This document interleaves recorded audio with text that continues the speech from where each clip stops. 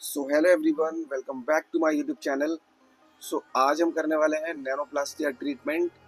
इससे पहले मैंने बोटॉक्स की वीडियो डाली थी, स्मूथनिंग की भी डाल रखी है मैंने, और केराटिन ट्रीटमेंट पे भी डाल रखी है। तो ये वीडियो हम नैनोप्लास्टिया करने वाले इस वीडियो में। और क्लाइंट के हेयर्स में देख सकते हो थोड़ा थोड़ा कलर भी नीचे, मतलब कलर ट्रीटेड हेयर है। तो अब मैं आपको बताने वाला हूँ कि कलर वाले हेयर पे आप कैसे नैनोप्लास्टिया कर सकते हो, आइनिंग का टेम्परेचर कितना रखना है, उसका सारा प्रोसेस आपको स्टेप बाय स्टेप मैं इस वीडियो में बताने वाला हूँ। ठीक है, तो सबसे पहले हमें हैंड वॉश करना है प्योरीफाइंग शैम्पू से। 1 से 2 बार हमें अच्छे से वॉश करना है ताकि हमारे बालों में से डस्ट वगैरह सारे अच्छे से निकल जाए, ताकि जो हमारा रिजल्ट है वो अच्छा आ सके। ठीक है गाइस, तो शैम्पू आपको बहुत अच्छे से कर लेना है, 1 से 2 बार आपको शैम्पू कर लेना है। ठीक है, देखो मैं शैम्पू कैसे कर रहा हूँ। अच्छे से आपको झाग बनाना है, चाहो तो आप 2 से 3 मिनट इसको रख भी सकते हो। ठीक है, शैम्पू करने के बाद हमें बालों को 100% सुखाना है, बिल्कुल आपको 100% सुखा लेना है, क्योंकि जो नैनोप्लास्टिक का ट्रीटमेंट है वो सूखे बालों पे ही लगता है। और गीले बालों पे भी कुछ लोग करते हैं लेकिन रिजल्ट नहीं आता, रिजल्ट में दिक्कत आती है। ठीक है, तो मैंने बाल सुखाने के बाद हमने 4 सेक्शन में बालों को डिवाइड करा है। बेसिक जो हमारे 4 सेक्शन होते हैं, प्रोफाइल और रेडियल, मतलब सेंटर पार्ट, और ईयर टू ईयर सेक्शन होता है हमारा बेसिक वाला।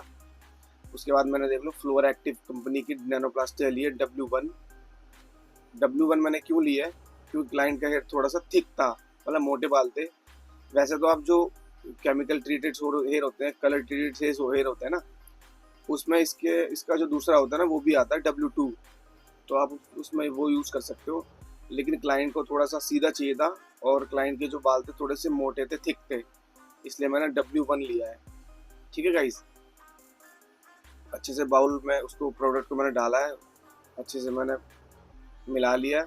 और ग्लव्स पहनने बहुत ज़रूरी है, आपको ग्लव्स देख सकते हो मैंने पहने हैं, क्योंकि अगर आपके नेल्स में या आपके हाथ में नैनोप्लास्टिक ट्रीटमेंट लगेगा तो कहीं ना कहीं वो दिक्कत कर सकता है, इचिंग वगैरह कर सकता है। ठीक है गाइस, तो उस चीज़ का आपको ध्यान रखना है। तो सेक्शनिंग देख लो हमने कैसे निकाली थी, और एप्लीकेशन देखो मैं कैसे कर रहा हूँ। और नेप एरिया से मैंने स्टार्ट करा है, मतलब ½ इंच के सेक्शन लेना है आपको, फाइन फाइन पतले पतले सेक्शन लेना है, और रूट छोड़ के लगाना है आपको। ठीक है, मतलब रूट से ½ इंच आप छोड़ सकते हो। जब आप कोम करोगे ना लास्ट में, तो जो प्रोडक्ट बचा हुआ है वो भी थोड़ा ऊपर तक चला जाता है। तो आपको रूट छोड़ के ही करना है, थोड़ा सा ½ इंच छोड़ सकते हो आप रूट्स, ताकि हमारा जो स्कैल्प में प्रोडक्ट टच ना हो। ठीक है, क्योंकि टच होगा हमारे रूट्स में, जो प्रोडक्ट टच होगा तो वो कहीं ना कहीं इचिंग वगैरह कर सकता है, और दाने भी निकल जाते हैं कई केसेस में।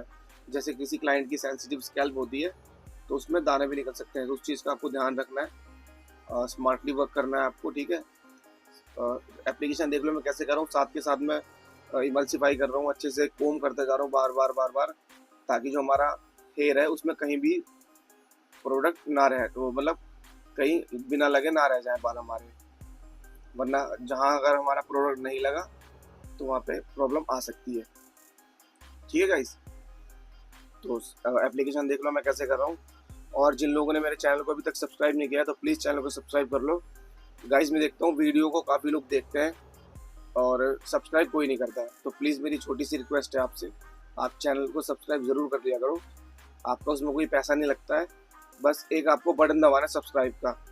ठीक है गाइस, उससे थोड़ा सा मोटिवेशन मिलता है, ये अच्छे अच्छे वीडियोस मैं आपके लिए लाता हूँ, तो आप इतना तो मेरे लिए कर ही सकते हो ना, एक लाइक और एक सब्सक्राइब तो कर ही सकते हो वीडियो को। ठीक है गाइस, और आपने कभी नोटिस करा होगा कि जो भी कमेंट करता है मुझे, मैं उस कमेंट का रिप्लाई ज़रूर करता हूँ तरीके से। ठीक है गाइस, तो कमेंट करके आप मुझसे कुछ भी पूछ सकते हो। तो एप्लीकेशन करने के बाद हमने 1 घंटा रखा है बालों में प्रोडक्ट, और प्रोडक्ट रखने के बाद हमने बालों में से 50% बालों में से प्रोडक्ट को निकाला है। ठीक है, देख सकते हो मैं प्रोडक्ट कैसे निकाल रहा हूँ। ये नॉर्मल मैंने पानी से उसमें डाला है, हेयर में पानी डाला है, उसके बाद मैंने 50% प्रोडक्ट को निकाल दिया है। पूरा प्रोडक्ट आपको नहीं निकालना है, वरना आपका जो रिजल्ट है वो ख़राब हो सकता है।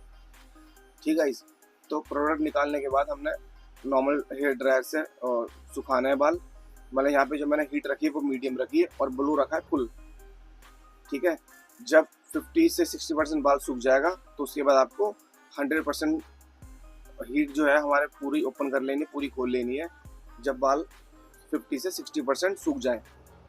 ठीक है, बाल हमारे सूख चुके थे 100%, अब हमें करना है स्ट्रेट ब्लो ड्रायर। एक चीज़ याद रखना, स्मूथनिंग कर रहे हो या फिर नैनोप्लास्टिया कर रहे हो, आपका जो ड्रायर होना है वो होगा ना, वो बहुत अच्छे से करना है आपको, क्योंकि ड्रायर के बाद आपकी जो प्रेसिंग होगी ना वो ड्रायर पे डिपेंड करती है। अगर आपका ड्रायर अच्छा होगा तो आपकी प्रेसिंग भी बहुत अच्छी होगी, जिससे आपका रिजल्ट जो है बहुत अच्छा आने वाला है। तो इस चीज़ को आपको ध्यान रखना है। यहाँ पे मैंने जो ड्रायर का जो टेम्परेचर रखा है वो फुल पे रखा है मैंने, इसमें हीट भी फुल है, ब्लो भी फुल है। ठीक है गाइस, ड्रायर आपको बहुत अच्छे से चलाना है और किसी भी ब्रांड का अच्छे से अच्छा ड्रायर ले सकते हो। यहाँ पे मैंने मिस्टर बार्बर का ड्रायर ले रखा है, आप किसी भी कंपनी का ले सकते हो।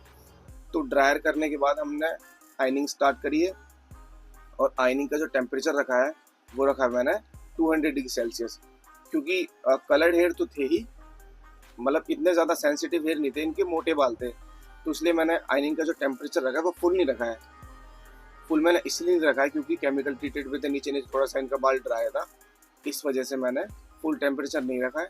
200 डिग्री सेल्सियस पे ही मैंने पूरी बालों में एप्लीकेशन की है, बिल्कुल फाइन फाइन हेयर में, फाइन सेक्शन लेके। ठीक है, और नैनोप्लास्टिया की जो प्रेसिंग करोगे जो ना नैनोप्लास्टिया में आप, वो बहुत पतले पतले सेक्शन में लोगे, जैसे आप स्मूथनिंग करते हो ना, स्मूथनिंग की प्रेसिंग करते हो, उसी तरीके से आपको नैनोप्लास्टिया की प्रेसिंग करनी है। और नैनोप्लास्टिया का जो रिजल्ट है वो बहुत अच्छा होता है अगर आप जेन्युइन प्रोडक्ट यूज़ कर रहे हो। तो प्रोडक्ट आपको जेन्युइन यूज़ करना है, तभी आपको जो काम करने में मज़ा आएगा, क्लाइंट आपके पास दोबारा आएगा। ठीक है गाइस, इन चीज़ों का आपको ध्यान रखना है। ऑलमोस्ट हमारी जो प्रेसिंग थी हमने कंप्लीट कर ली है, देख सकते हो मैं 10 से 12 रेपिटेशंस ले रहा हूँ, मतलब 10 से 12 बार ले रहा हूँ मैं, रूट से लेके बिल्कुल एंड तक। ठीक है, प्रेसिंग आपको बहुत अच्छे से करनी है और ज़्यादा खींच के नहीं करनी प्रेसिंग, क्योंकि इसमें क्या होता है, कई बार क्लाइंट के जो स्कैल्प होती है उसमें पेन हो सकता है बाल खींचने पर। ठीक है, तो उस चीज़ का आपको ध्यान रखना है, अच्छे से काम करना है, स्मार्टली काम करना है। ठीक है गाइस, तो ऑलमोस्ट हमारी जो प्रेसिंग थी वो कंप्लीट हो चुकी थी, और प्रेसिंग करने के बाद हमने करा है शैम्पू। अब शैम्पू मैंने उसी ब्रांड का लिया, फ्लोरा एक्टिव का पोस्ट केयर शैम्पू जो होते हैं, sulphate and paraben free, same day wash होता है इसका नैनोप्लास्टिया का। आपको पता होगा, जो भी लोग कर रहे हैं नैनोप्लास्टिया, या जिनको नहीं पता है तो मैं बता देता हूँ, नैनोप्लास्टिया का जो वॉश होता है वो सेम डे होता है।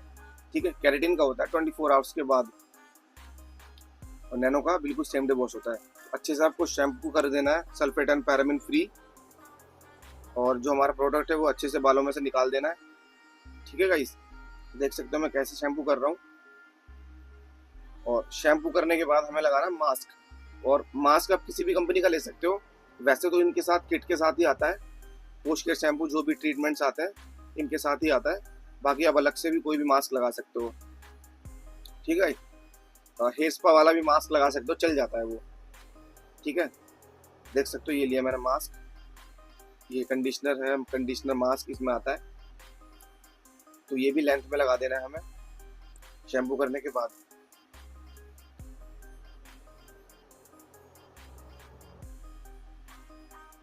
देखो मैंने मास्क और कंडीशनर लिया है और लेंथ में मैंने अच्छे से अप्लाई कर दिया है, और मास्क को हमें रखना है 8 से 10 मिनट, कम से कम 8 मिनट तो रखना ही रखना है।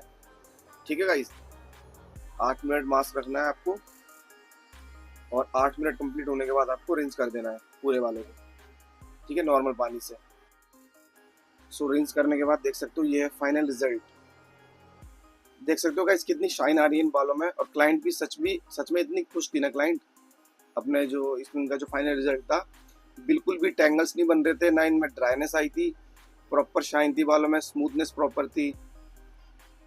तो ऐसे ही आपको भी काम करना है गाइस, ताकि क्लाइंट दोबारा रिपीट हो।